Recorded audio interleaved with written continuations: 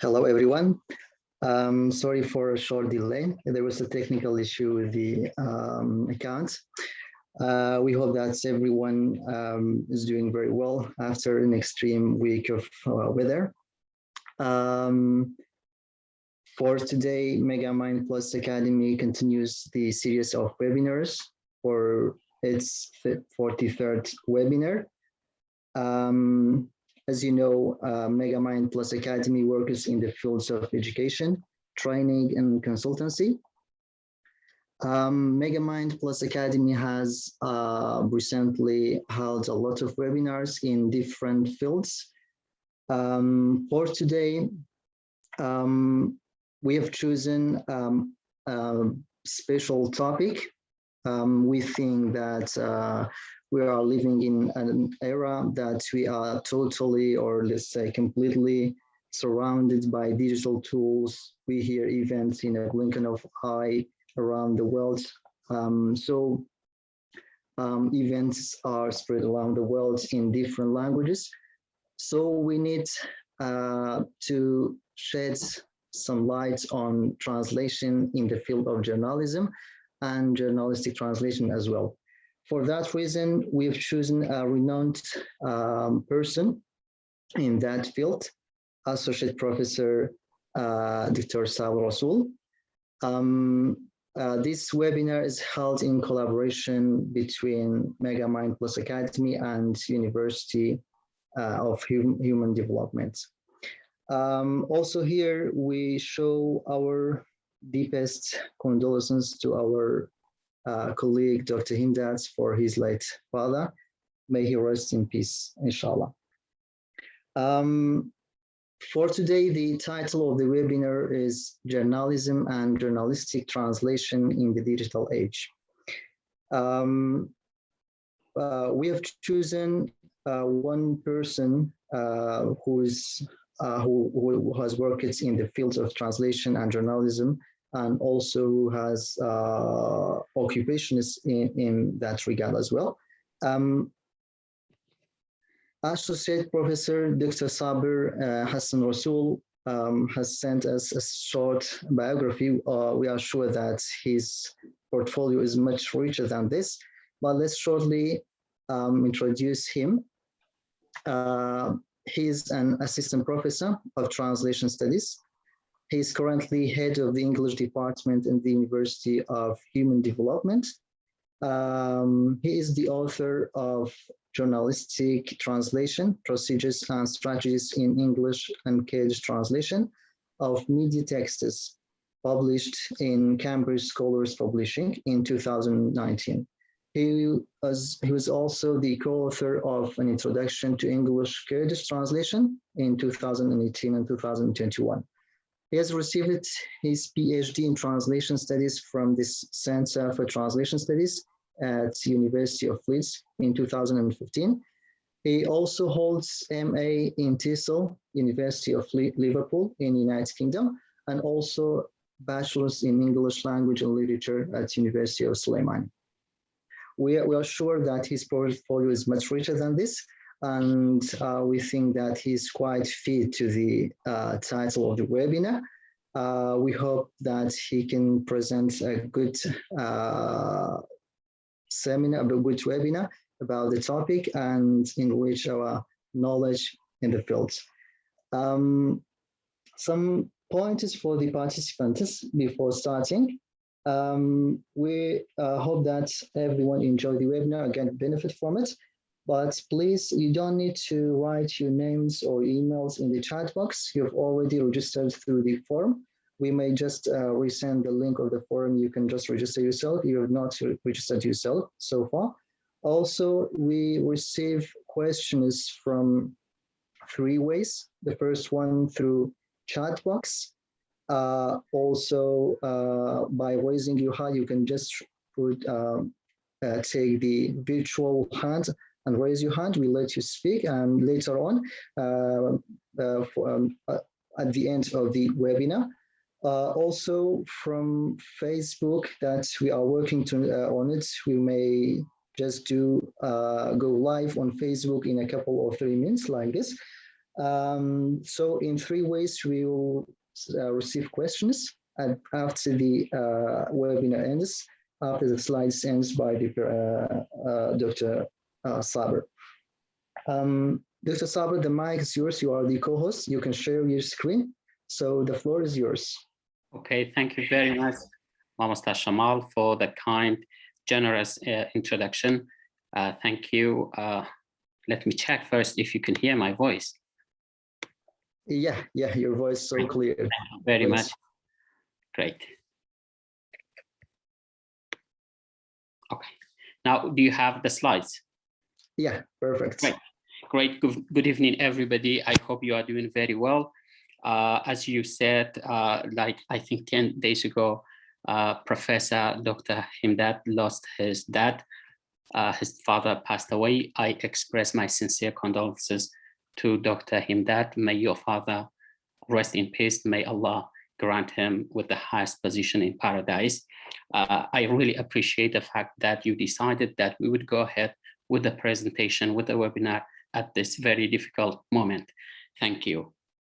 As you see, the topic of my webinar is journalism and journalistic translation in the digital age. Actually, I am specialized in translation, but for my translation studies, when I did PhD, I focused on journalistic texts. I would like to talk about, first of all, let you know the outline of my webinar. I first talk about journalism, the definition, and a very brief history. Then current trends in digital journalism. Then journalistic translation in the Kurdish media, which is my area of specialization. Journalism, the definition can be sometimes actually confusing, but I would like to just remind you of what journalism is, and then I will talk about a brief history of journalism. Journalism is defined as the work of collecting, writing, and publishing news stories, articles in newspapers, magazines, broadcasting them on radio and television. As you see, journalism is very broad. It covers newspapers, magazines, radio, and television. So today, when I talk about journalism, I talk about all of them, but mostly because we talk about translation later on, we focus on newspapers and written journalism, because journalism can be written discourse, it can be spoken discourse as well.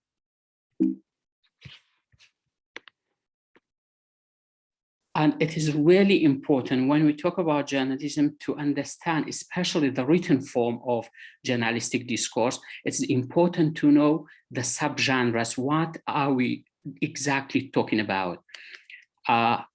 This is a very brief classification of subgenres of journalistic texts. We have opinion articles. Opinion articles are the first subgenre of journalism, journalistic texts.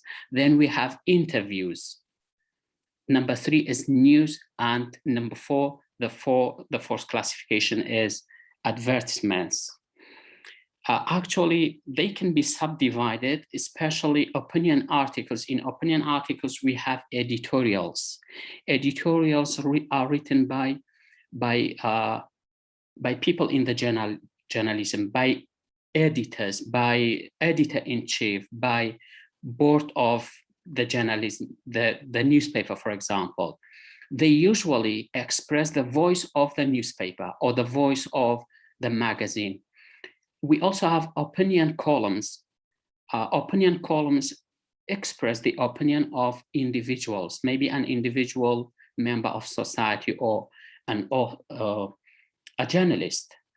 In American style, we also have op-eds, opposite editorial. This one is very special because for the first time, New York Times invented this in 1930s. And it is still available in the American journalism, but not other parts of the world. What do you mean by opposite editorial? Usually newspapers have their own voices, which is the voices are expressed in the editorials. But in America, they decided to have a different voice from the voice of the editor. So they decided to have op-eds. But op-eds cannot be written by everybody, for example, by members of society, by ordinary people, by journalists. No, only specific people can write op-eds, like public figures, like people who are influential, people like Chomsky, like Barack Obama, like Hillary Clinton, people like presidents, candidates, and great academics, they write op-eds. We don't have this style in our society. Maybe it's very unusual for us to hear about it. News reports are very important. By far, news reports are the most important elements of media and journalism. We have two categories or two classes or classifications of news, hard news stories and soft news stories. I think these two terms are translated, hard news stories are translated as raqa hawal, soft news stories are translated as narma hawal. Maybe these two terms are very strange for us, but yes, they are translated anyways. Hard news stories focus on events which are negative in nature, like accidents, disasters, incidents, but they also focus on political discourse, press conferences, interviews. Soft news stories, they are usually not very negative. They can be topics of human interest. They can be about celebrities. Sometimes they focus on scandals. There's one very important element which is different between hard news stories and soft news stories, which is the fact that hard news stories will expire very soon. Why? Because time is a very, very important element in hard news stories. So if there's an incident, you should report about it today, or maybe in this hour, or maybe in this minute. Why? Because in the coming hours or in the coming days, this news story will be expired. So this is the nature of, or the characteristic of hard news story. If there's a disaster, an earthquake, if there's a press conference by a politician, it is important now, today, right now. Time is a very important element. But soft news stories can be delayed. For example, if there is a politician who did some scandalous actions, you can report about the scandal today, or maybe tomorrow, or maybe next week, or maybe you don't talk about it until this politician is running for a position, right, like for presidency. Maybe if there is a topic of human interest, for example, a baby panda is born, which is very special, you can report about it today or maybe next week. That's fine. So time is not a very, very restricted element in soft news stories. I wanted to talk about these types of subtypes of journalistic texts just to understand what it looks like. In today's, as in the introduction, Master Shamal talked about the importance of media and the importance of journalism. In today's globalized world, the role and influence of journalism on individuals and society in general are very immense. Not a day passes by without coming upon breaking news, routine news reports, interviews that deal with social, economic, and political issues at the national and international level. Whether we are interested in the news, whether we want to follow the news or not, whether we are interested in politics or not, we are surrounded by media and journalism, and especially in the modern world of digital world. First, we had newspapers in the past. Centuries ago, 4 centuries ago, newspapers came to be part of our life. Then radio. In the last century, specifically in 1900 in Italy, for the first time, radio was launched. And then television since 1928 in America, and especially in 1950s and afterwards, they became part of social life and human societies. Now, since the beginning of 21st century, the internet. You see these stages, first newspaper, then radio, then television, now the internet, which is the era of digital age. And other new media communications and technologies, they all play an important and everlasting and increasing role in the present day of human world.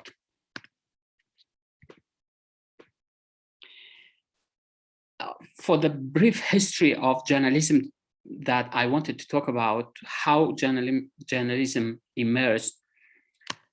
For the first time, regularly published newspapers appeared in German cities in Antwerp about 1609, 4 centuries ago. By the way, Antwerp is a town in Belgium, but it is a German-speaking town. For the first time, newspaper was born there, more than 4 centuries ago. Then the first English newspaper, the Weekly News, the news at that time was spelled like this with an E at the end, before the S. It was published in 1622, exactly 4 centuries ago. Then the first British daily newspaper. It's very difficult to run a daily newspaper, but the first British daily newspaper, which was the Daily Courant, appeared in 1702. So like 3 centuries, more than 3 centuries ago. This is a very brief history of journalism. As you see, it has a very long history, 4 centuries ago. But of course, journalism developed over the course of the past 4 centuries, and especially in late 20th century, print journalism reached its peak of development. So especially in 1980s and 1990s, the highest circulation of hard copies were sold in 1990s. This was the peak of the development of journalism as print copy. But with the turn of the new millennium, and this is what we are mostly talking about, the digital age, the online journalism emerged. By the way, the new millennium, the 21st century, is a very remarkable point in the history of mankind. Popular newspapers, so at the beginning of 21st century, we had internet. Popular newspapers were very happy to embrace online journalism. When you say popular newspapers, especially this division, I think I need to talk about the next one, which is elite newspapers, broadsheets. This division is especially relevant in the UK society, where they have tabloid and they have broadsheet. Tabloid is popular newspaper, which is important for people in general, popular, youngsters, young generation, young people, and they soon embrace the online journalism. And as you see, young people are interested to try new things, to change a lot, to change frequently. So those tabloid newspapers in the UK, in the British society especially, and in Europe in general, they were very happy about journalism. But elite newspapers, which are called broadsheet newspapers, they were very reluctant to shift to online format. Why? Because elite people, we are talking about businessmen, we are talking about politicians, we are talking about conservative people. But when you talk about popular newspapers, the viewers, the readers, the audience are young people, liberals, younger generation. But elite people are usually, as I said, conservative people, and conservative people are not happy to follow the crowd. They are not happy to shift to new things very frequently. But finally, because digital world, because online journalism is a fact, we can't deny it. We can't deny the changes in modern societies and the changes in technology and the changes especially in the virtual world of internet and online. So finally, even broadsheets and elite newspapers had to accept the new reality, and they changed to online format. Characteristics of journalism in the digital age. This is the core of my talk today. In terms of demographics, I'm not sure if this point is very, very interesting to you or not, but this is one of the characteristics of journalism in the digital age, which is characterized by female gender. In terms of demographics of gender, since 2000s, the percentage of females working in journalism has increased. This automatically means that the percentage of male journalists decreased. I remember when I was doing my PhD at Leeds University, because I was doing translation in journalism, I had to take a course in journalism. And when I attended the course for the first day, the teacher, who was Professor Chris, he was an American professor, but he was living in the UK, he counted the number of students in the class, and he said, okay, 70% of the students in journalism and media study in his class were female. Only 30% of them were male. And he said, do you know what? He said 20 years ago in the same place at the same university, he was teaching in the same department of media and journalism, but he said 20 years ago, I had 70% of male students in my class, only 30% female. But you know, I don't know why, but this is one of the characteristics of journalism in the digital age, in modern days, that we have more female journalists. And by the way, I'm sure most of us know about this fact. In the Kurdish media, we have female journalists more and more. Another characteristic is, while the number of media agencies and outlets have exponentially increased, the number of journalists in each media agency, media outlet has decreased, with professional journalists more and more being laid off. We have many more media outlets, magazines and media agencies and online newspapers. You know, we can't count them. But at the same time, we have fewer journalists in each media agency. I'm not sure if this is true of Kurdistan, but this is truly the case in the United Kingdom, in Europe, and in America. You know, in the past, mainstream media, giant media agencies in America and in Europe, they used to have thousands of employees, professional journalists. But in the past 20 years, in the digital age, you know, half of the journalists lost their jobs. In some cases, more than half of journalists lost their jobs. I'm not sure, but most probably because in the modern age, technology will do part of the job for you. So you don't need a lot of human capacity. Technology will help you a lot. You don't need 20, for example, journalists for one section. Maybe you need just 5. You don't need 25 photographers. You need maybe 5 of them. Why? Because it is easy. Online, you can get access to some photos. You don't have to send photographers to take photos. You need 5 instead of 20, for example.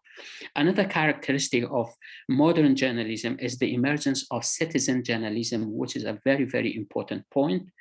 It is directly related to freedom and democracy. Journalism that is conducted, what do you mean by citizen journalism? Rojnamagari Hawlati. This is a kind of journalism that's conducted by people who are not professional journalists. They can be ordinary people who disseminate information.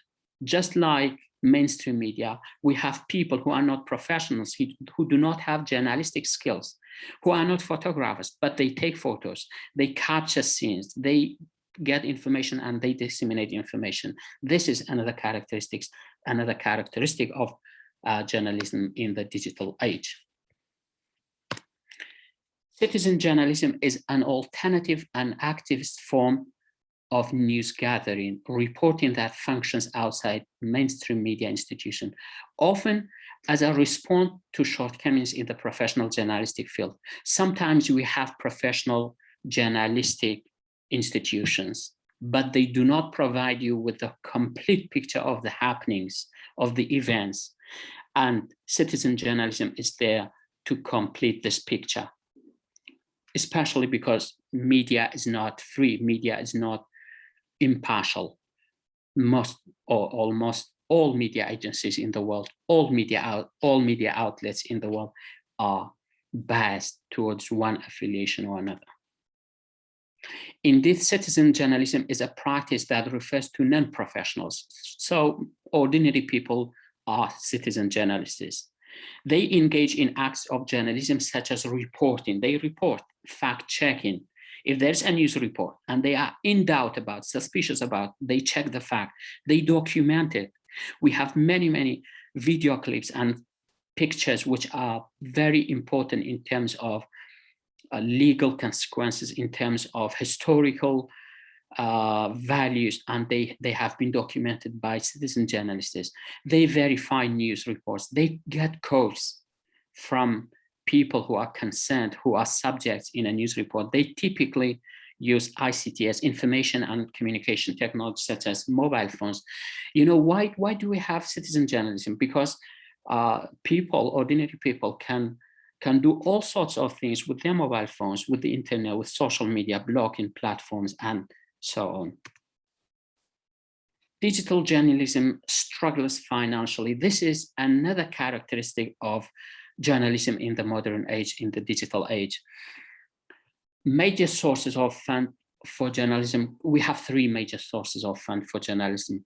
First of all, newsstand sales, print copies. This is old-fashioned. This is the traditional way of making money and having a revenue for your own media agency, media outlet, or your newspaper.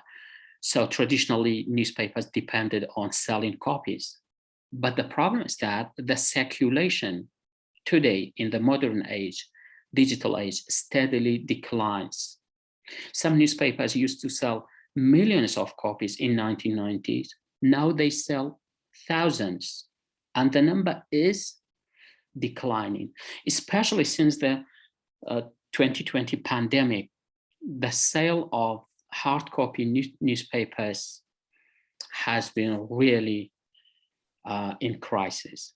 The number has steadily, sharply declined in the past 2 years, not only because people are not interested in print newspapers because they can get it online, but because in the past 2 years, you know, the measures governments and cities introduced and the lockdowns, they all prevented circulation of hard copy. So the pandemic was really a very big blow in the face of print journalism. Advertising is the second source of fund for journalism. But the problem is that in the digital age, Facebook and Google have controlled advertisements online. They are called the two giants in digital advertisements. So if you have a newspaper, you know, it's very difficult to get a very good revenue from advertisements because Google has controlled it, Facebook has controlled, and maybe in the coming future, in very near future, TikTok is going to be another giant advertisement. Subscription revenue, paywall. This is another way journalism can get money, can make money to survive and thrive.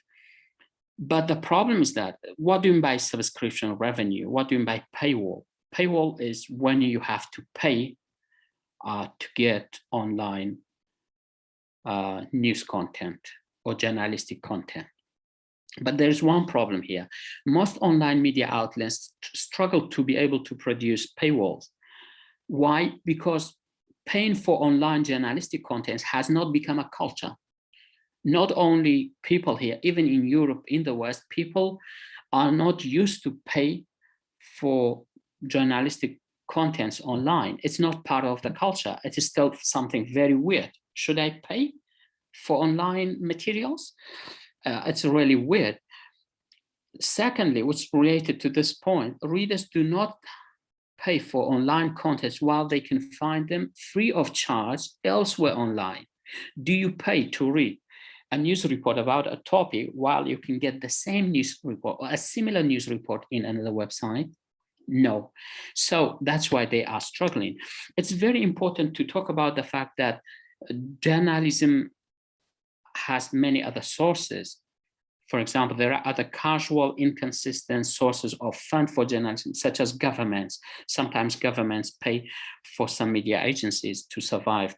Organizations, I remember some European organizations, Dutch organizations supported some Kurdish newspapers to survive and to thrive and to to promote democracy and free press and free journalism. Sometimes businessmen support financially. They provide funds for newspapers, for media outlets. Sometimes this can be in the form of corruption behind the scenes. Politicians, again, sometimes they pay, and that's why I call this a casual one. Political parties, they pay some media agencies, but these are casual, these are inconsistent. Sometimes they are not permanent. When it comes to online newspapers and online journalism, we have different cases. For example, in America, Wall Street Journal, and in the UK, Financial Times are a successful model of paywall. You cannot read articles on the website of Financial Times or Wall Street Journal for free. No, they sell the content, and they have been very successful. But why I said they have a special case, because the content and the articles are unique. Why? Because Wall Street Journal and Financial Times focus on business a lot. It is their specialization, and what they produce and what they publish is unique. You can't find it elsewhere. That's what. Secondly, the people, the readers, the audience of these two newspapers, online newspapers, are businessmen. They have money and they don't care, because the content is so valuable to them, and the quality of their content is very, very high. That's why they have no problem. They can get a lot of money from online selling. New York Times is struggling, as far as I know. At the moment, New York Times charges you 25 cents per week, which is a very small amount of money when you compare it to Wall Street Journal, which is £100 per year annually. But New York Times is in crisis. They want to have some subscribers online. The amount of money is just a small bit, 25 cents per week. It is $1 per month. Guardian has a new donation scheme, which is very special because we don't have many media agencies in the world having the same plan, the same program or scheme. The Guardian offers news and journalistic contents free of charge, but at the end of every single article, every single news report, it shows you a message saying, we need your help. We offer you with good quality journalistic content, but we need your help. Please donate. And I've got data that in 2017, 300,000 people donated to The Guardian. This is the message that you get when you read The Guardian. You can read anything free of charge. This is a very recent news report. US warns Russia conflict with Ukraine would be horrific as tensions simmer. After this, you have the yellow part, so you can read the whole article, the whole news report, but then here's a message: support high-impact independent journalism. It says in the last sentence, support The Guardian from as little as £1. Thank you. So this is one of the ways. Of course, Guardian has advertisement, but this is another way of getting fund. But generally speaking, in the modern world, in the digital age, most newspapers, online media agencies are struggling because they don't get a huge amount of money from advertisements. This is controlled, this is manipulated. And when it comes to paying by readers are not happy to pay. Why is it important to have digital journalism? Is it something good? Why should we have it? When you talk about journalism, we have two parties. We have two sides. One of them is the media agency, the media outlet, the agency, the people, the journalists who are working in the media agency. But we also have the audience, the readers, the viewers, the listeners. So we have two parties. We need to take into consideration both of them. In the eyes of media outlets or in the eyes of journalists, why digital journalism is so remarkable, so prevalent, so predominant in today's world. One of the reasons is it is efficient in terms of production. So they can produce journalistic contents very easily, very efficiently, thanks to modern technology, computers, and other very modern technological tools. For example, you don't have to write down a very long article or of, I don't know, 2,000 words. You can use voice recognition tools. You just talk to the tool and it will transcribe it to you. So you don't have to write down 2,000 words. Instead, you can, the tool will write it for you. You just have to go through it, revise for any inconsistencies. Digital journalism, digital world is fast and instantly delivered to every corner of the world. This is very, very important. This is one of the major differences between print copy and soft copy. Print copy is really difficult to manage. First of all, it costs you a lot of money to produce. Secondly, to deliver it. And we are not talking about Kurdistan. In Kurdistan, we have a lot of problems. For example, we have problems of postal. How do you post it to different places? This is one of the problems. In Europe, in America, delivering hard copy materials can be very, very costly. It is very difficult. Books are very, very expensive in Europe, in America. Why? Partly because of the transportation, because of the delivery process. So when it comes to digital world, we don't have this problem. Everything can be delivered instantly. It's fast. You can deliver with a click of a button. You can deliver every content, journalistic content, to everywhere in the world. It can be constantly updated, which is extremely necessary in today's fast changing world. Life is changing so fast these days in the modern world. News reports should be updated. News events will update very soon. So digital journalism is very, very good because it can be updated constantly. It is easy to correct mistakes when it comes to, journalistic mistakes. This point, again, is very important because mistakes do happen in journalistic works, because journalists are just humans. They make mistakes and they always work under the pressure of time constraint. This is a fact in the past, and today it's a fact, and in the future it's going to be a relevant fact. So journalists work under pressure, under stress. This is a fact. If you're working in journalism, you know about it. If you don't work in journalism, it's important to know that journalism is one of the professions that's very stressful. Everyone working in journalism works under pressure. I know some people love the challenge of working under pressure, but generally speaking, if a profession is so stressful, it's not very easy, especially because things change in the matter of hours or seconds in these days. And I would like to focus on this point because in the past, hilarious mistakes happened in print journalism, in newspapers and magazines, and I'm going to show you some of them. For example, this is Yancey County News in America.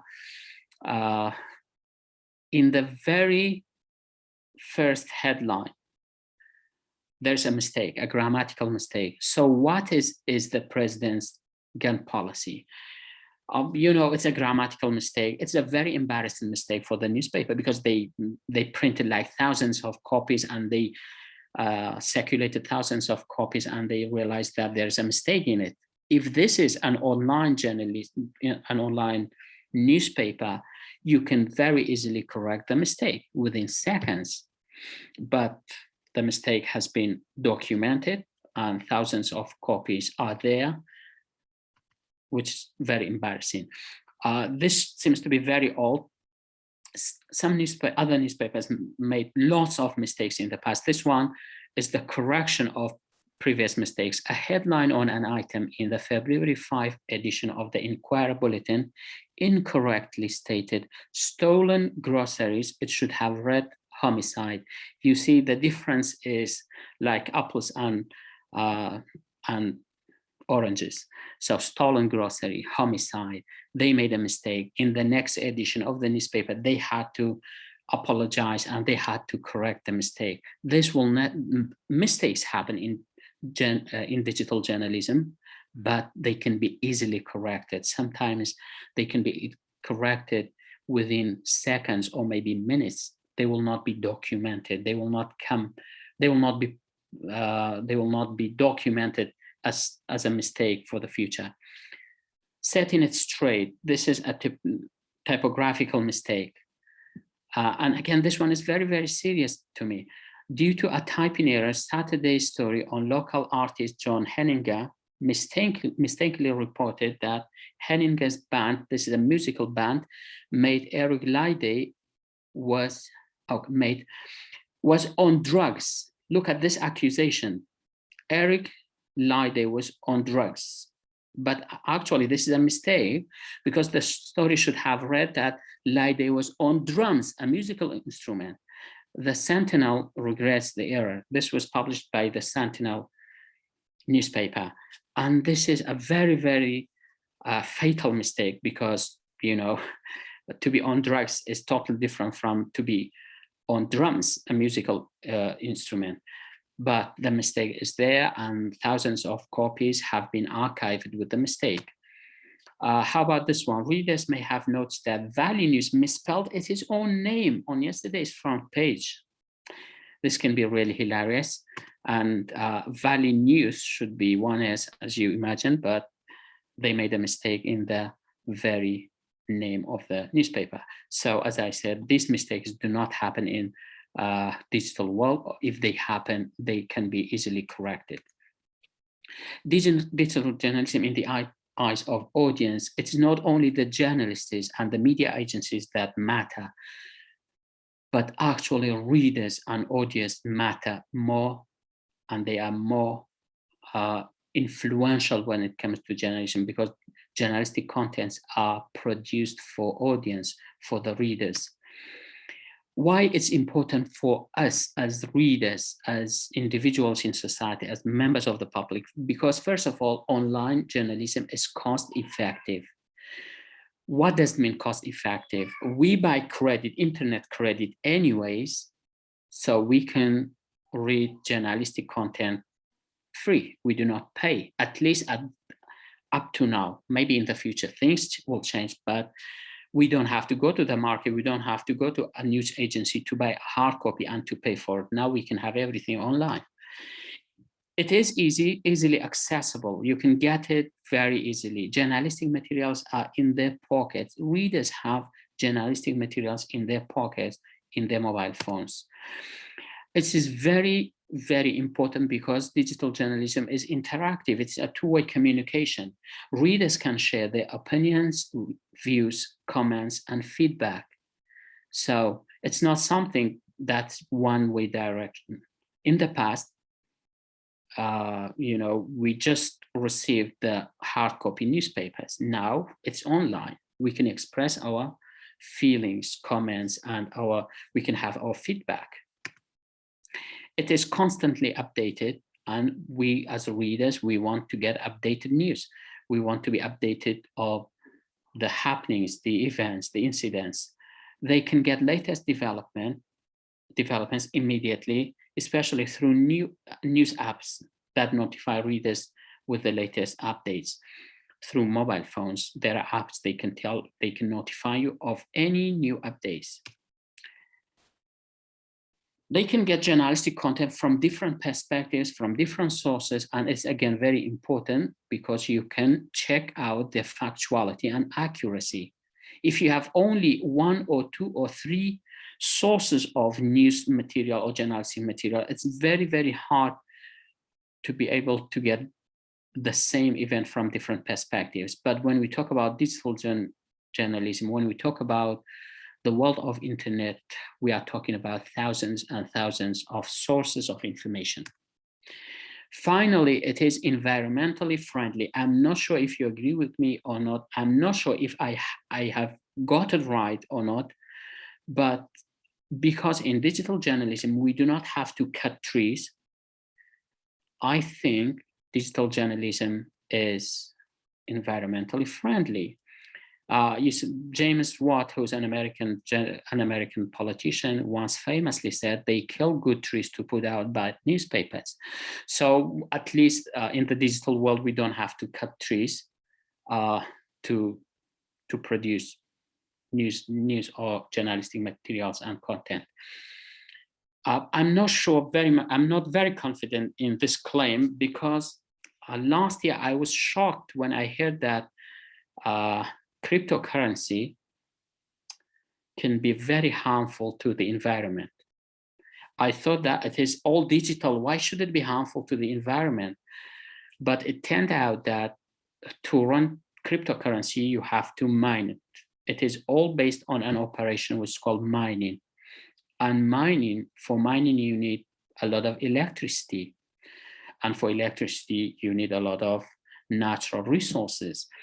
Countries like Iran, China are one of the countries where mining happens a lot, and they use a lot of power and electricity energy. So it is digital currency, digital money, but very harmful to the environment. That's why I'm not confident in my claim here whether digital journalism is environmentally friendly or not.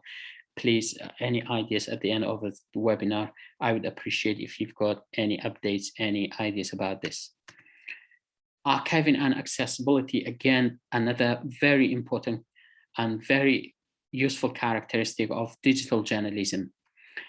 Major media agencies have reliable websites with accessible archives, which is to have archives very easily accessible is very helpful to scholars, researchers, and more importantly, to journalists. You know, you can go to the archives of different media agencies online. You can get all the materials they published in the past 10 or 20 years. It can be useful for academics, for scholars, researchers, and most of all, it is really useful for journalists, because when journalists produce a journalistic text, actually, maybe it looks like very new, very updated, very recent, very fresh, but the reality is that, for example, in a news report, maybe only 50% of it is new, maybe 60 or 70% of it. Why? Because journalists use the same materials again and again. And the technique, this is a linguistic technique which is called recontextualization. You bring, paragraphs from previous reports because they are relevant today, or maybe tomorrow, or maybe next year. So they need to have access to what happened in the past to be able to report about what is going on today. Here's an example from the BBC, Inquiry into Energy Provider Loyalty. This was published in 1999, 23 years ago, but it is still available online. You can use it for journalistic purposes, for academic purposes, for research purposes, for all sorts of purposes. And it's very important to archive this. But we've got one problem here in Kurdistan. Kurdish journalism is different. We do not have this kind of purposefulness, this kind of accessibility in the Kurdish journalism. Kurdish websites are not like this. They have a section archives. They collect data for 3, 4, maybe 5 years. Then suddenly they renew the website and everything is lost. And I'm really very much concerned about this, because archives are important for future research, for future exploration. If you don't have archives today, tomorrow we will suffer, in the next 10 years, in the next 20 years. And this is probably one of the most fatal deficiencies in the Kurdish journalism and Kurdish websites. I remember the SPEI website was very, very active, like 7 years ago, 5 years ago.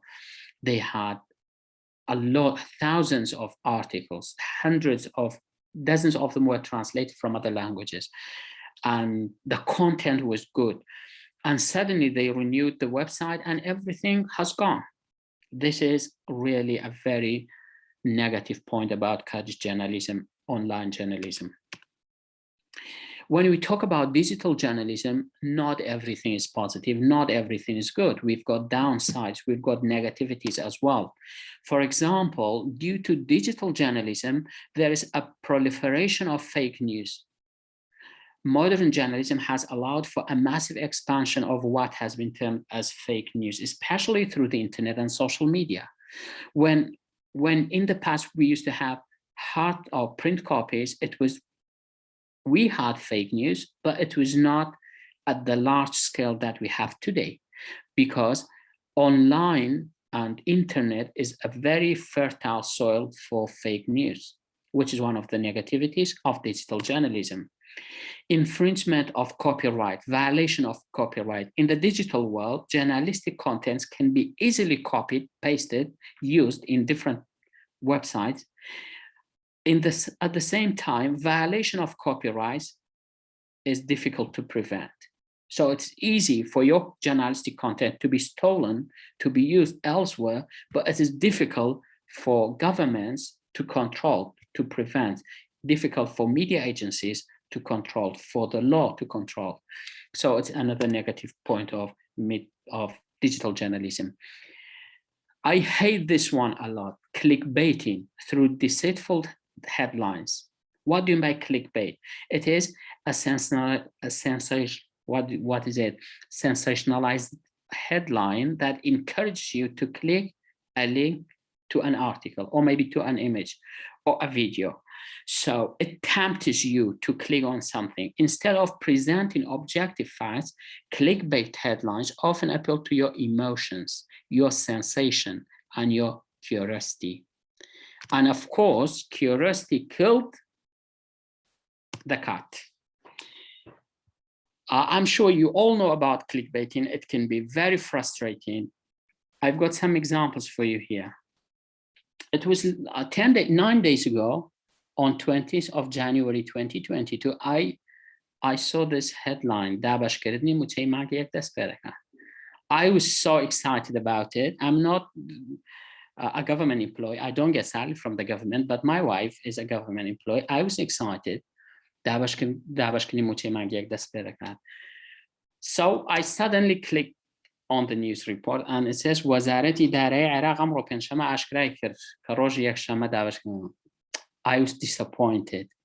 دمود خوازگاه وشه عراقی تیانه باید هر وزارت اداره خومم باید. I'm sure it's the same for everybody else. You'll be disappointed because it's not relevant. How about this one? We have thousands of graduates who don't have a job.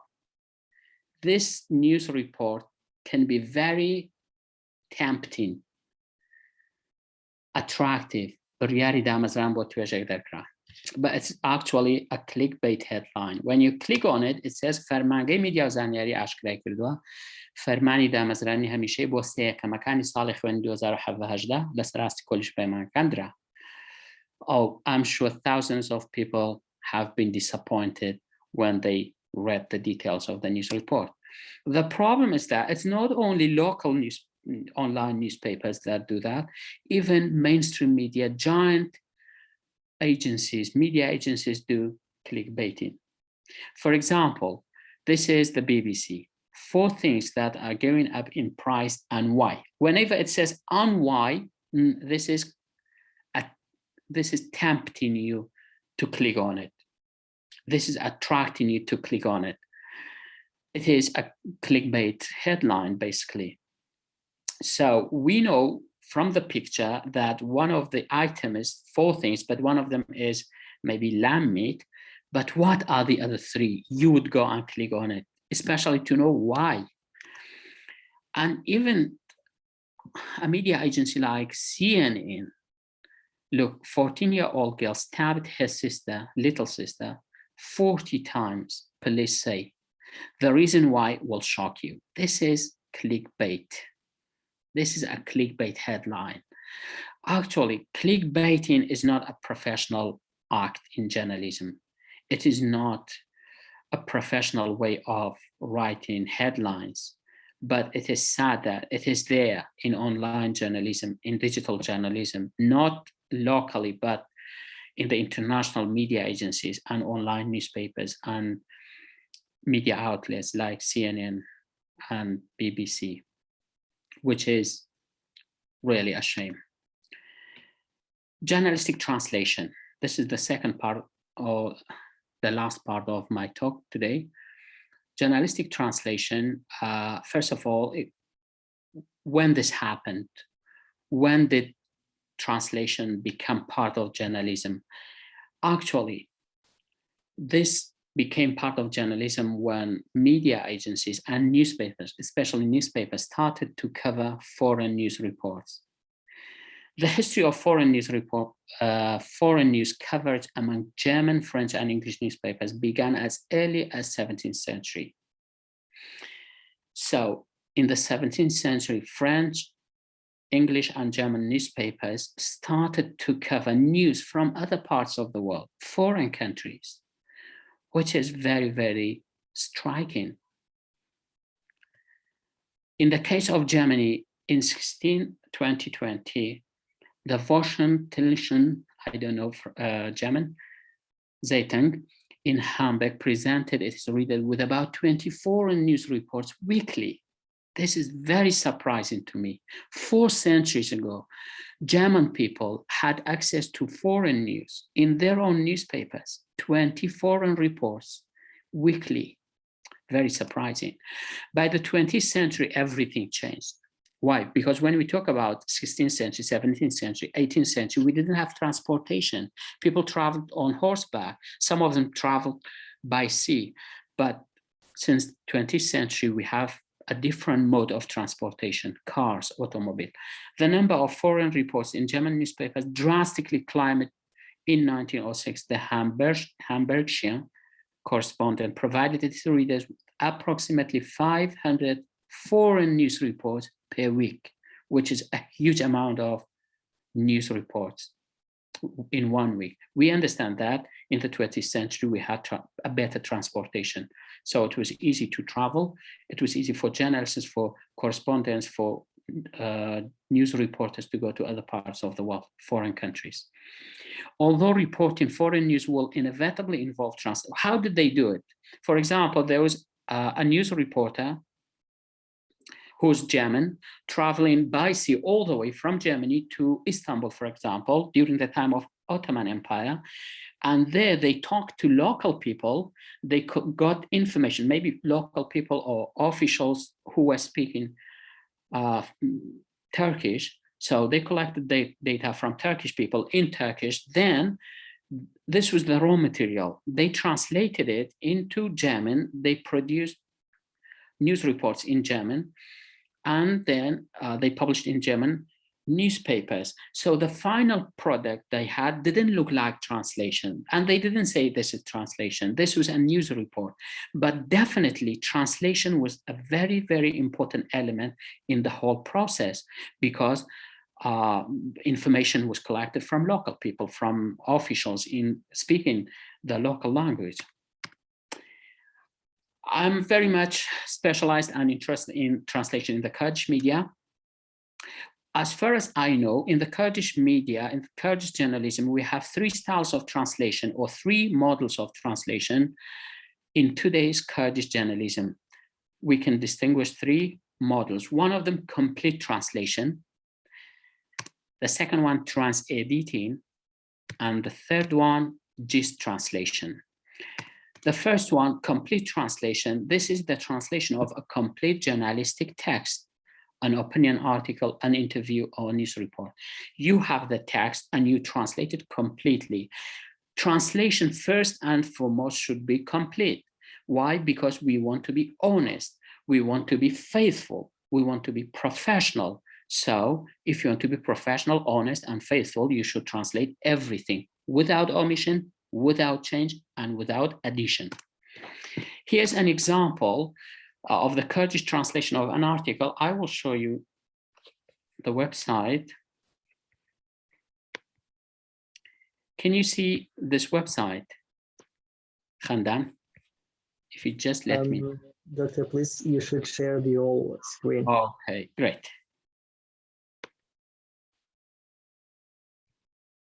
Now you can see it. Yeah, it's clear. Yeah, this is an article, an opinion article. Shimon Peres تنها پیاوی آشتی نبود. So in the details it says پیاویش آشتی تنها پیاوی آشتی نبود پیاوی شرش بود. This is a complete translation of an article. You see it's like 10 and it's written where Yarani Sorana means search our New York Times. When we click on this, we will see New York Times, but the problem is that New York Times does not allow you to read the articles unless you pay. So you see, I can't read it. So this is one of the styles of translation in the Kurdish media, which is complete translation. As you imagine, it takes a lot of time to translate a complete article. At the same time, it costs a lot of money because the more time you spend, the more money you ask for, the more words you translate, the more it is costly. But we have another style, which is trans-editing. Trans-editing is a mixture of translating and editing. It is originally proposed by Karen Stettin as a new term coping with the gray area between editing and translating. Especially in the field of journalism, we have a kind of practice which involves edition and translation. So it is not very easily defined what it is. Karen Stettin coined a word saying it is trans-editing. It's translation at the same time it's edition. Trans-editing is particularly common in translation practice that involve adaptation when you make changes, such as shortening and restructuring and reframing news reports, interviews, etc., to make it more relevant to a certain audience. In this case, you are not sticking to the source text. You are not 100% faithful. You do not translate every single bit of that source text. Here's an example. Brett McGurk هاوکاری حسد من کرده و کنترل کردن بدیخانه گوهرن. This was translated by Awena, but actually it's not translation, it is trans-editing. It is translation plus edition at the same time. So what happened here? Brett McGurk had an interview with Carnegie Institute or something like this, and it is spoken, so verbal, and it is 46 minutes in length. But Awena decided to translate only like 5 paragraphs from it, 5 short paragraphs from the whole interview. So in this case, we have translation. Yes, how do we know? Because we have direct quotes. You see, we've got 4 or 5 direct quotes here, but it is not a complete translation. It is edited. So the journalist, we call trans-editor, the journalist in Awena decided to translate only the relevant bits of information. So this is a form of trans-editing. And the good thing about it, it is short. We don't have irrelevant information. In this case, when you are trans-editing, you specifically focus on the target readership. So you specifically focus on the people that, the audience, the readers. In this case, in the case of Awena, Kurdish people read this. So maybe the information which is related to Kurds in Syria are important for us, but any other information which is about the larger Middle East may not be so relevant or important for us. The third style is gist translation. By the way, the text is covered with me, so I don't know what's written, but I know gist translation is a kind of summary, the summarization of the text. It expresses only the gist, the target text expresses only the gist or brief summary of the source text. In other words, the translation product is at the same time a synopsis, a short brief of the source text. So you have like 10 paragraphs, you don't translate them one by one, you just read the 10 paragraphs, you try to understand it, and you produce something which is very short, maybe 2-3 paragraphs.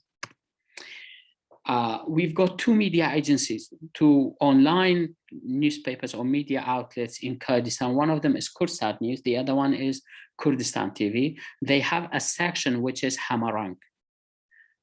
How do you say Hamarang in English? I'd be interested if somebody write it in the chat box. So what do you mean by Hamarang? Tandrusti, health. Okay. Warzish, sports. Witar, articles. Barnamakan, programs. Rapport, reports. Hawal, news. Saraki, main. How about Hamarang? I would, miscellaneous, well done. Thank you. Yeah, miscellaneous, Hamarang. So these two Kurdish media outlets, News, Kursat News and Kurdistan TV, they have a section, Hamarang. For example, کوی سامانیجیم کاری زیادت لسه 8 میلیون دلاره به هر پشکانی کمپانی اپل 3 تریلیون دلاری تپران حاکمی دبی دبید 733 میلیون دلار بدد به هاوسری پیشوی. You know, these are miscellaneous news reports. But the translation is a gist translation. How can we be sure? I will show you. This one is the detail of one of the headlines I just showed you. دادگاه بالای لندن دوسیه محمد بن راشد المکتوب و هاوسری پیشوی یک لایک کرده. You see, we do not have any quotations, which means we do not have word for word translation. We do not have literal translation. Maybe the original news, I'm not sure if the original news was in English or Arabic. It can be English or Arabic, but I know it was much, much longer than what we have, because in Kursat News, this is all the news about this headline, which is very short. It looks like just one short paragraph, one good paragraph, actually. So thousands of words are expressed in Kurdish in maybe a couple of hundred words. This is gist translation, which is good. So gist translation, as well as trans-editing, have shorter texts in the target language. And it is very good. Why? Why shorter news reports are better? There are a couple of reasons for this. Brevity in news reporting has a couple of advantages, such as producing short reports is time-saving. So if you have two translators, or maybe one translator in a media outlet, he or she can produce 10 short texts. But if he or she has to translate everything, he can produce maybe just 1 or 2 or 3 texts. So it is time saving. You are more productive, and thus it is cost effective. So you don't have to translate all the 10 paragraphs. Some of them are irrelevant. You translate only 2 or 3 paragraphs which are relevant. In today's busy world, readers do not have time for lengthy reports, and they are likely to lose interest. We will be bored if the text is too long. We do not have time. I know some people don't agree with this. Some people believe that we should read things completely, but generally speaking, all in all, in today's modern world, people are busy. They don't have time to read 10 paragraphs about Rashid bin al-Maktub. Maybe 2 paragraphs shortly, a short summary can do it. Translation in Kurdish journalism. So what's going on in Kurdish journalism? First of all, Kurdish media outlets are biased. This is, I conducted a research project 7 years ago, and I collected data. So the data here is based on what I did for my research.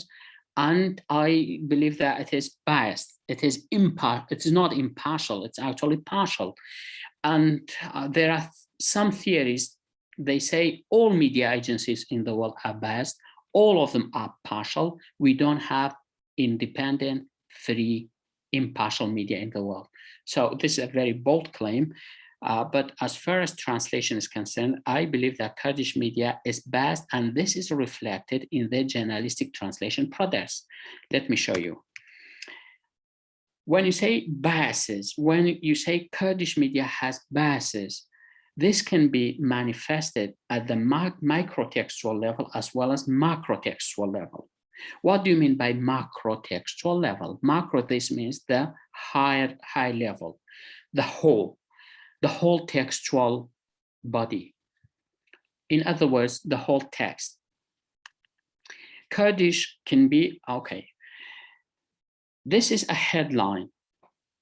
So let me go back to bias at the macro level. Media agencies, translators can be biased when they decide to choose to translate a text and when they decide to choose not to translate a text. Why do I translate a text, but I refuse to translate another text? This is related to my affiliation, my biases. This is a headline. Kurdistan can be a model for democracy in a troubled region. By the way, these headlines that I'm going to show you were collected 7 years ago, at least. Kurdistan can be a model. Do you think, okay, is it a positive or negative thing? Okay, when you say positive, in relation to whom? Negative, in relation to whom? All societies in the world are divided along different lines of ideology. In Europe, in European journalism, in Western journalism, usually they have right and left. They have capitalism and socialism and liberalism. So media agencies are divided along these lines. When it comes to Kurdish society, of course, we have socialism, we have nationalism, we have Islamists, and we have secularists. But I believe that our society is not divided according to these lines when it comes to journalism.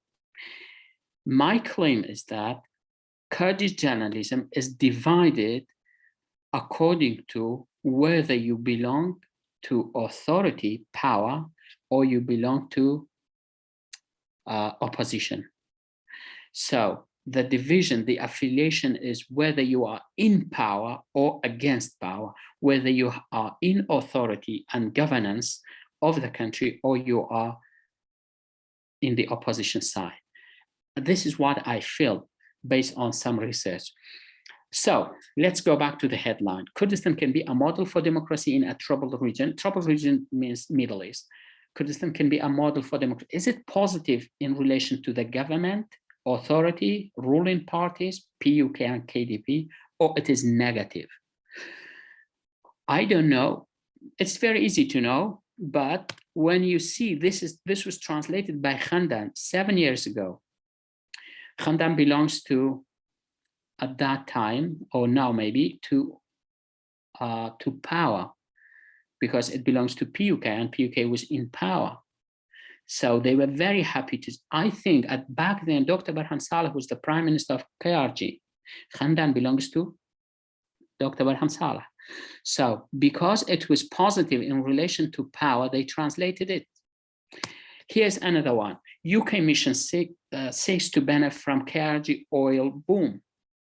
This is just the headline because I don't have time to show you the whole thing, but the details of this headline say Kurdistan oil industry is developing, is booming, and there are a lot of opportunities. KRG has been successful in its policy, economic policy. So it's positive in relation to the government, Kurdish government, Kurdish power, Kurdish authority.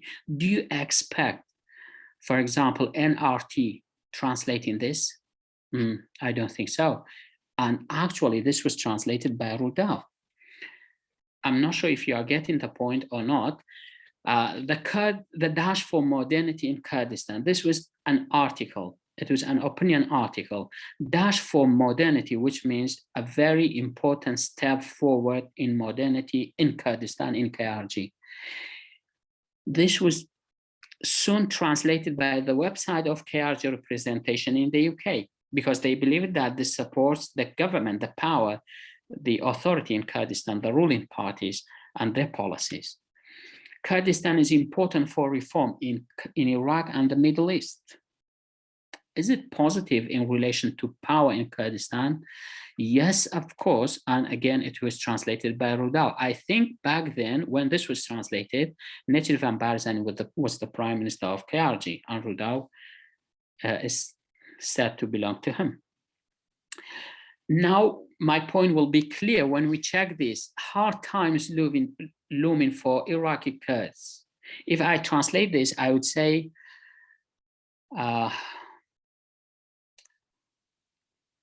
کاتی یاخود ڕۆژانی سەخت چاوەڕوانی کورد دەکەن ڕۆژگارێکی سەخت یان ڕۆژانێکی سەخت چاوەڕوانی کوردانی عێراق دەکەن.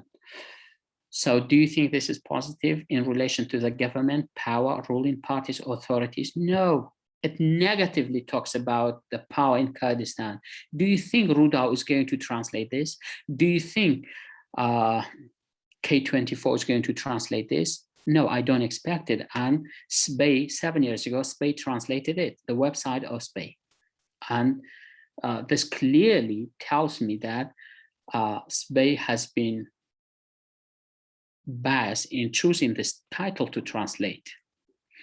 Kurds angry at corruption they see in their own government. So it's absolutely negative in relation to the government. Do you expect Rudao or maybe Kursat News to translate this while, you know, PUK and KDP are ruling parties? No, 7 years ago, again, this was translated by the SPEI. How about this one? Why does Barzani oppose modern banking for Kurdistan? By Michael Rubin. Michael Rubin, just this name, who is an academic at Suleiman University, and he is now against the Kurdish government, the practices of KDP and PUK. Do you think K24 is going to translate this? Do you think Rudao is going to translate this? No, because it's very, very negative towards Barzani while Barzani was the president of Kurdistan. And actually, when I checked the translations of this news report, of this opinion article, it was translated by Awena, and we've got another headline by the same person, Michael. Kurdistan needs accountability. Is it positive or negative in relation to the Kurdish government, KRG? It is absolutely negative because simply it means Kurdistan does not have accountability. So Kurdistan needs it.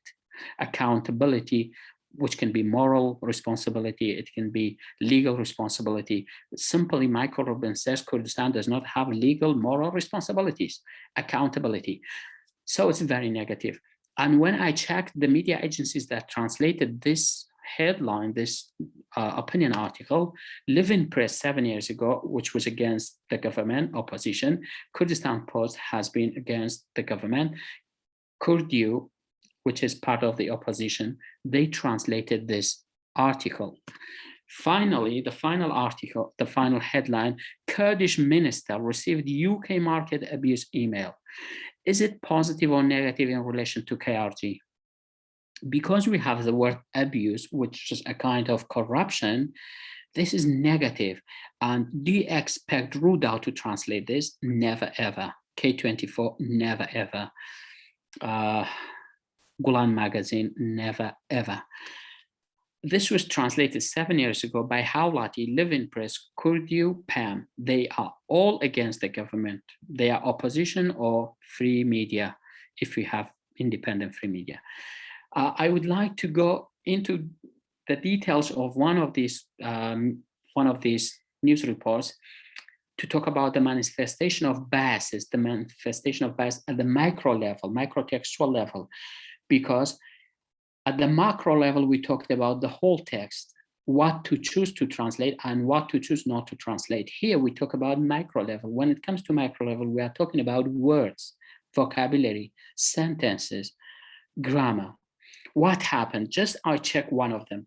Reuters said, Kurdish minister received UK market abuse emails. And we said this is very, very important in relation to the KRG government. And we said Rudao is not going to translate this because it talks about abuse and corruption. But Hawlati soon translated this, and they translated it like this: Reuters gandaliyeki ashti haurami ashkara dakat. Reuters does not talk about Hashti Haurami in the headline. In the details, Reuters says most probably this person is Hashti Haurami, but Hawlati highlighted the name of Hashti Haurami. This happened like, I think 7 years ago. Living Press, again, back then, 7 years ago, Living Press was very critical of the Kurdish government. Now it has changed. Ashti Haurami la Britaniash la Gandalio Deglet. This sh la Britaniash is very important. It's not in the source text. It's not in the report by Reuters. It is added by Living Press as Britaniash, which changed the meaning of everything. Could you translate it as Reuters? Actually,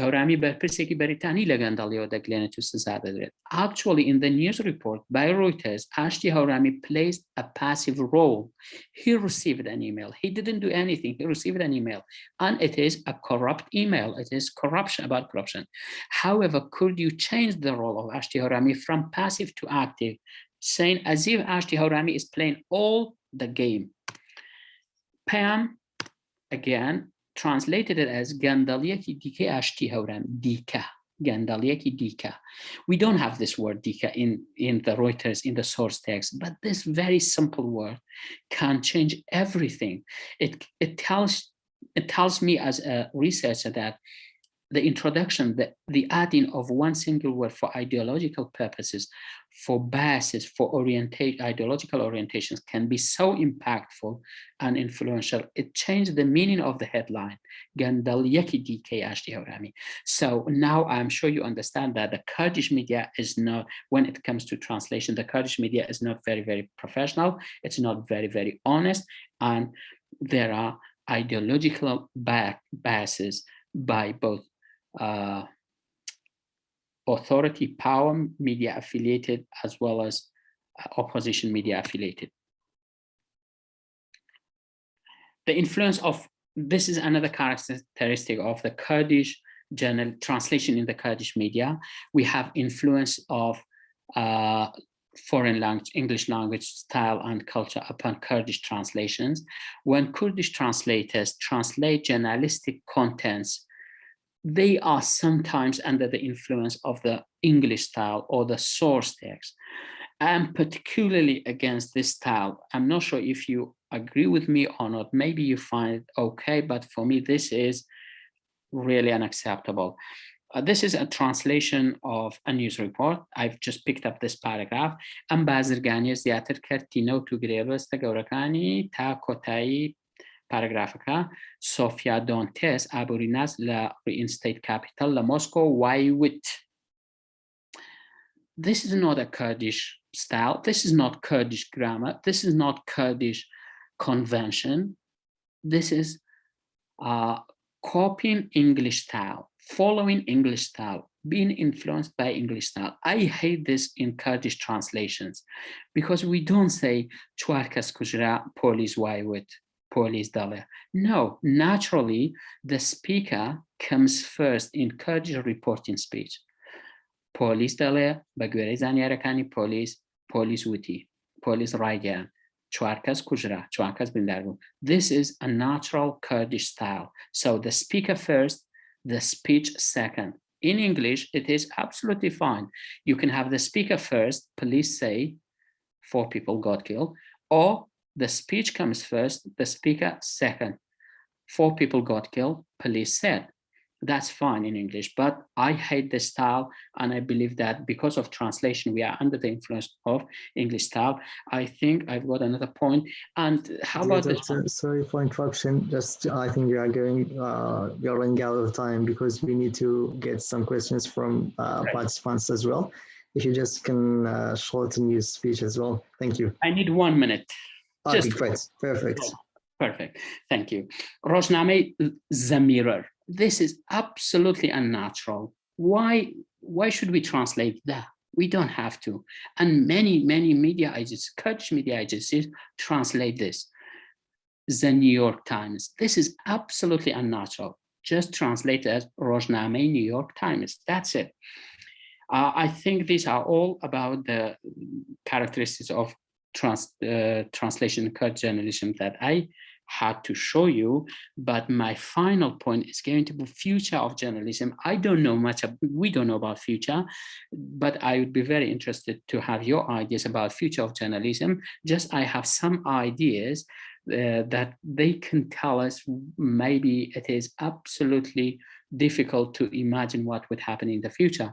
Man has progressed technologically more in the last 2 decades than in the last 20,000 years. This is absolutely staggering. Yasser Qadhi, assistant professor at Rhodes College, Tennessee, USA. This is his speech. Another one, we don't experience 100 years of progress in the 21st century. It would be more like 20,000 years of progress, which is very difficult for us to know what's going to happen in the future because we experience 20,000 years of experience in the 21st century.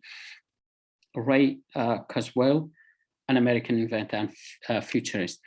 Newspaper as an art, print copy form will disappear by the mid-2030s.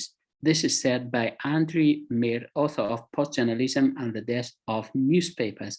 I don't know what's going to happen in the future, these are the references, but I think it is absolutely difficult to predict anything for the future of journalism because technological progress is so fast, so massive, that we don't know what's going to happen. Thank you very much for listening to me, following all the time, throughout the time, and I'm done. I would be happy to discuss any of these points. I would love to hear your comments, your elaborations, and corrections. Thank you. Thank you very much, Dr. Sabir. It was really interesting and really beneficial for, I think, all of us. I personally could benefit from it a lot as I'm concerned about digital age and English language and linguistics. Thank you very much. It was really interesting. And I think you don't left much uncovered, so you uncovered many things. But still, I think there are people who want to ask some questions. So I think we have one people here raised their hand. Heyman Muhammad, let him speak. Yeah.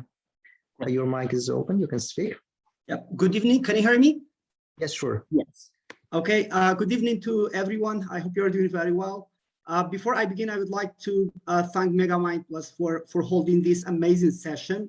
I also would like to extend my gratitude to Dr. Sabir for his wonderful presentation. Actually, he just touched every single point in this field. So during his presentation, actually, I had a question in relation to ideology, but by the end of the presentation, so I got the answer. So no further answer is required for this. But I just wanted to add one comment, if you allow me. So actually, he talked about archives. For now, archives is quite important. So archives in digital age are precisely equal to any country's history. So no guarantee with archives means no guarantee to have digital future documentation. So for example, we have thousands, millions of documents for now, but then when you wake up tomorrow and then the websites will shut and then you have no history. So archive is equal to any history of any countries on this earth. So that was all from my side. I just don't want to take your time anymore. Thank you so much. I enjoyed your presentation, Kagdor. Thank you again and again. Thank you. Thank you very much, Mohammed. I think we don't have any other questions from the chat box. You can answer this question. If there's anyone else, we will take them. Okay. Okay, do we have questions in the chat box? Not yet. Yeah, you can answer this question now. Yeah, great. I hope things were clear, and I hope I tried to clarify things rather than making them complicated. Yeah, thank you, Mamosta Heyman. Mamosta Heyman is a graduate of University of Human Development.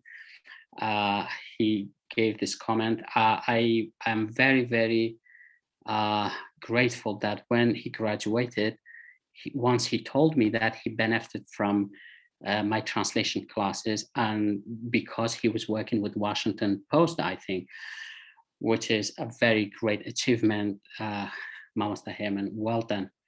You were working with Washington Post for some time.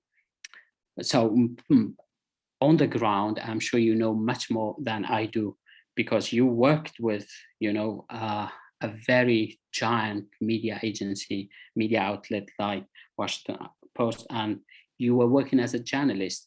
Most of the information that I have come from academia, rather than I worked in media, but mostly I gathered information from as an academic and in academia. سپاس بۆ کۆمنتە جوانەکانتان دەڵێ خەندانیش هەمان ستایلی هەیە بەڵێ دەکرێت using the same style. I don't know which style مامۆستا علی کەریم, but yeah, maybe yes, because I didn't check every single media outlet, but maybe yes, some of them have the same styles that we talked about today, such as gist translation, trans-editing. Yes.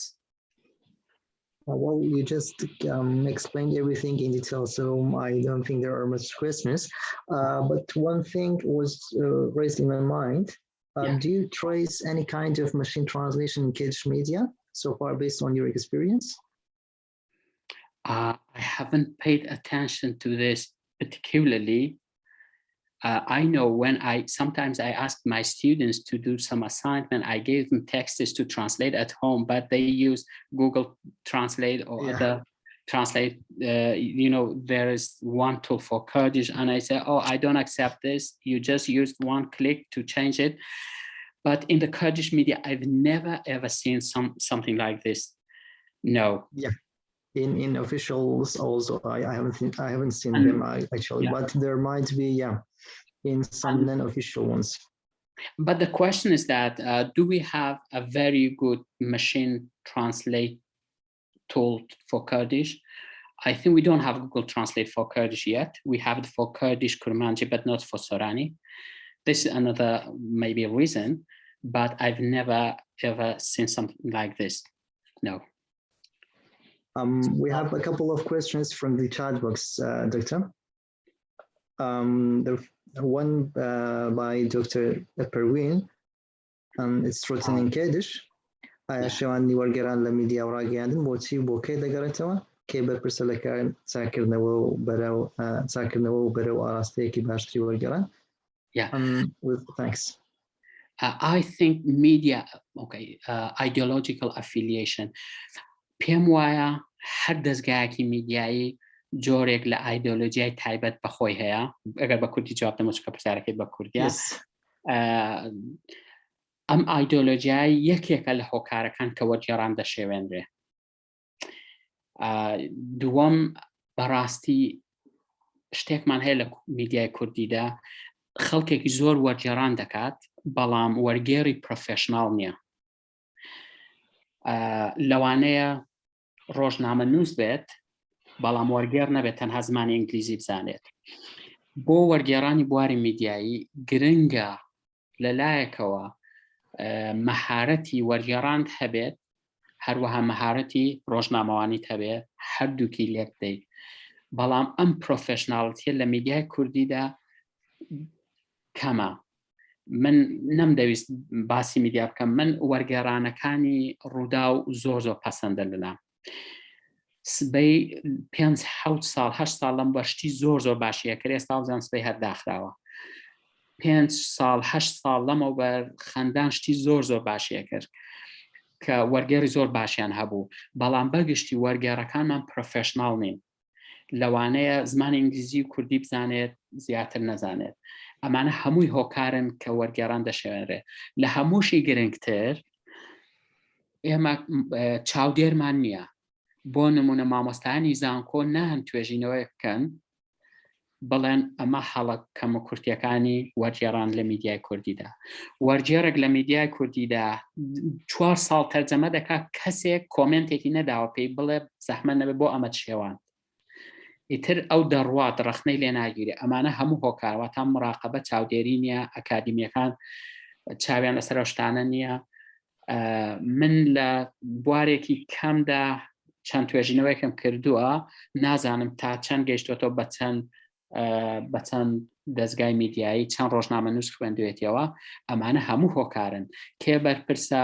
دەستگاکانی ڕاگەان بەرپرسن، ئایدۆلۆژیای بەرپرسەوە خودی وەرگێڕەکانیش بەرپرسن. پێویستمان بە میدیای پرۆفێشناڵتر، ڕۆژنامە نووسی پرۆفێشناڵتر، وەرگێڕی بواری روزنامه‌نگاری professional تره. What is the role of media literacy to avoid the vast nature of the media? Yasin Muhammad, I think the problem is with the media agencies.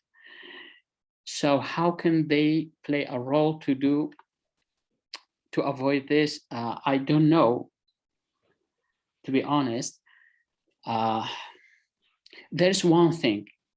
I said the problem is with the ideology, with the affiliation, the orientation, the biases they have. But there's a universal fact that no media agency is absolutely independent. No media agency is absolutely impartial. So it is probably part and parcel and the nature of media and journalism. They are not free, they are not independent, they are not 100% impartial. You know, those who study journalism, they hear this expression, impartial and independent journalism is a myth. اما خیال پیما به دزگاه که میدیای لجیهان هیا صد لصد لجر هیچ کاریگری ایدئولوژی دانیو صد لصد professional و صد لصد impartial بیلانی جوری که لخیال. Professionalism is one of the ways to control the extent of biases, to control the extent of partiality, to be more professional, to have more professional journalist translators, to have more professional journalists is one of the ways of controlling biases in the media. I hope I've answered the question. You know, this question is very, very difficult, to be honest, because yeah, this is part inherent in the process and in the actions, in the practices of journalism. Well, yeah, thank you, Dutta. Well, if we go deeper, it takes us long to discuss these cases. I think let's cut short here, and because we've taken a long time, even we've taken the time for discussions. There are some clarifications by people. Some of them say that if the title is not clear, we are not going to read them. And Muslim has written, no ideology equals no bias. What's paraphrasing in journalism by Mausadarian? Okay. What's your idea about that? Before that, I think we've got, I think before that, we've got a comment from Nouros Muhammad. Sometimes translators are professional, but they would be limited by media agencies. This is absolutely right. You know, media agencies have their own rules and regulations for their journalists. Sometimes they prescribe the words that journalists should use. And of course, journalist translators work under the pressure of time and the rules and regulations. You are absolutely right. For example, I'm not sure if it's a good example, but PUK media agencies have to say, Se Garelai Pakaka Shahidka. But KDP media agencies have no choice but to say, Se Garelai Pakaka Kusha. So you don't have a choice if you are working in these media agencies.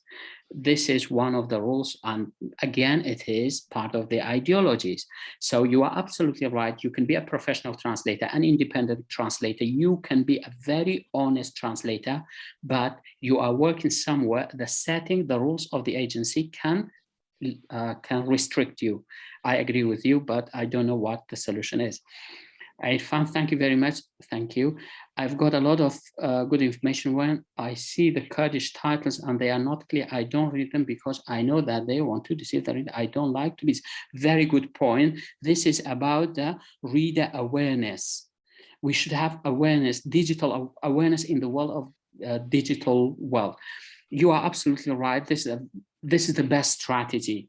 You don't have to fall into the trap. This is the best strategy. I agree with you. We should be like this. No ideology, no bias, as simple as that. But as I said, ideology is part of the media and journalism as it is part of politics. What is paraphrasing in journalism? I don't know what's paraphrasing. Maybe you are talking about gist translation, which is a form of paraphrasing and summarizing. I think paraphrasing can be used in journalism when journalists use materials from other media agencies and they do not want to just copy and paste, they make paraphrases. But I don't know if this would answer your question or not. For Soran translation, there is a Microsoft Translator. I think Microsoft Translator is good, yeah. Yeah, actually, I haven't used this. My students used this in the past, and I told my students from now on, I do not give you texts to translate at home. I give you texts to translate inside my class, because yeah, I'm not sure if it is very, very good. I'm not sure if it can translate large texts or just paragraphs, but yeah, thank you. I've seen this. It has improved a lot. Yeah, that's one Microsoft Translator. Well, Dictor, thank you very much, because we've taken a long time from participants. So let's end it here. Thank you very much for your time and your efforts. I am sure that all participants have taken benefit from it. And just to remind the participants that the webinar has been recorded and we will publish sooner or later, maybe tonight or tomorrow morning. And we will email to your to people who have registered themselves. And these certificates are also optional. Doctor, if you just say your last words. Thank you very much, every single one of you who attended this webinar. There were some other comments at the end. I'm sorry we didn't have time to go through all of these. Once again, I express my appreciation to Professor Dr. Himdat and MegaMind Plus Academy, and I appreciate your great works, which are wonderful. Thank you very much, everybody, and have a very, very great night. Thank you very much. Thank you again. For the participants, please stay tuned. We may have the upcoming webinars about different topics in the future. So take care and have a good time. Goodbye.